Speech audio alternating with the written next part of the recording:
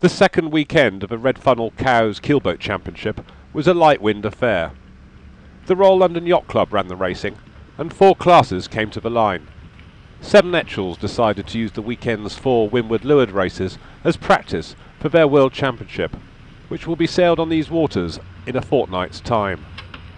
The top local boat so far this year has been Niels Razmilovic in Matter 2, and he sailed away to win by over half a minute in the first race on Saturday. In second was Graham Bailey in Arbitrator, with Alistair McLeod's Take 2 in third. In Saturday's second race, Razmilovic was again on form, winning the race by a minute from Martin and Neil Payne's selection box, with Graham Bailey taking third. Razmilovic didn't compete on Sunday, when the wind shifted to the east but remained light. 13:32 won the first race on Sunday, ahead of Arbitrator and Selection Box, and there were no finishers in the second race of the day. The class expects about 40 Etchells for their World Championship, and the top performers in the local fleet, Niels Razmilovic, Andy Beadsworth, Graham Bailey and Ante Razmilovic, are all hoping to end up on the podium. We'll report on the outcome of that championship at the end of the month. The Daring fleet was the largest of the weekend, with 12 boats turning out on Saturday and 18 on Sunday. The weekend was to see a battle between Richard Ottaway sailing number 7 Decoy and Giles Peckham sailing number 3 Dauntless. The light southwesterly on Saturday came and went, and switched around to a light easterly on Sunday, but whatever the wind did seemed to make no difference to Ottaway's Decoy. Decoy went on to win Saturday's second Daring race, with Giles Peckham in Dauntless again in second, but this time it was Damsel in third. The Darings are a one design 5.5 metre, and are a local fleet not found anywhere else. While the other local dayboat fleets wax and wane in their turnout, the Darings are amazingly consistent, perhaps because most of the boats are owned by syndicates of owners. As a one design 5.5, they'll be making an appearance at the Centenary Meter Regatta in late July. The fleet had a general recall for their first start on Sunday, but from the restart it was again Decoy winning, with Dauntless again second, but this time Audax took third. Sunday's second race saw the wind drop just before the start, then deliver a large shift on the first beat, but nothing was going to stop Decoy this weekend, and she sailed away to the win, leaving it to Defender to take the runners-up slot in the final race, with Dolphin third.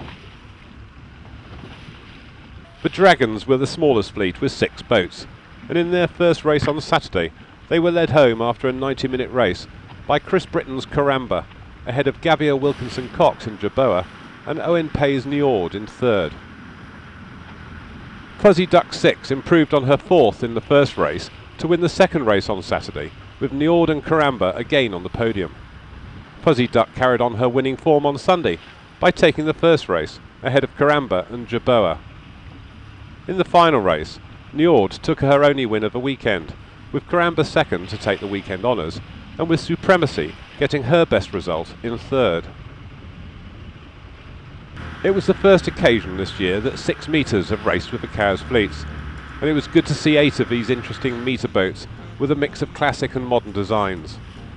Wildcat 2 won Saturday's first race by nearly 3 minutes from Battle Cry, with Caprice in third another 4 minutes back. In the second race, GBR 96 showed Wildcat 2 the way home, winning by over a minute with Battle Cry in third. On Sunday, the day belonged to Cream, which scored 2 wins. But with Wildcat 2 taking 2 seconds to add to her first and second from Saturday, it was Wildcat 2 which came out on top for the weekend. The 6 metres will be much in evidence in the Solent this year, with their World Championship being staged in Cowes in mid-July. That will be followed by the Centenary Meter Regatta, when these beautiful boats are likely to be the largest class. So we've got a real treat in store, and of course we'll be bringing you pictures from all these great events.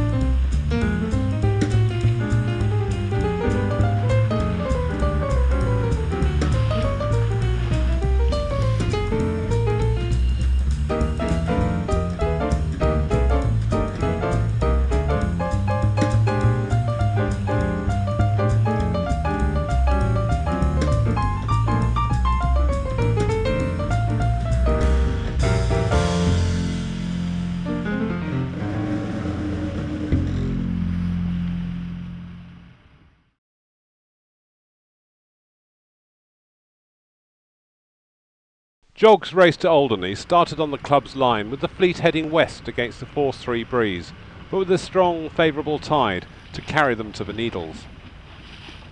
First away were the 8 starters in Class 5, with their Nokia being a bit too keen, carrying themselves and Rapscallion of Suburbia over the line before the gun.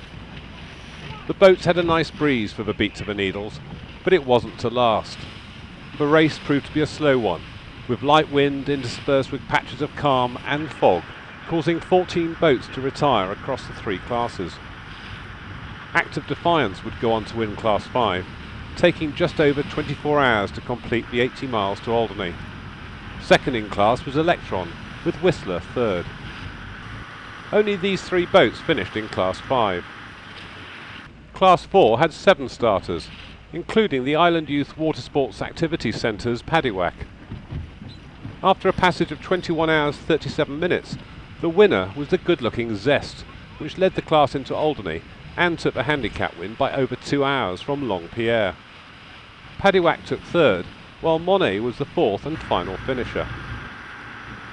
We didn't see the start of the larger boats in Class 3, but Oz Privateer took the win, with Arcsign second and Floating Voter third. The next jog event will be the 90-mile race to Fécamp via the forts on 29th of June. Have a good sail.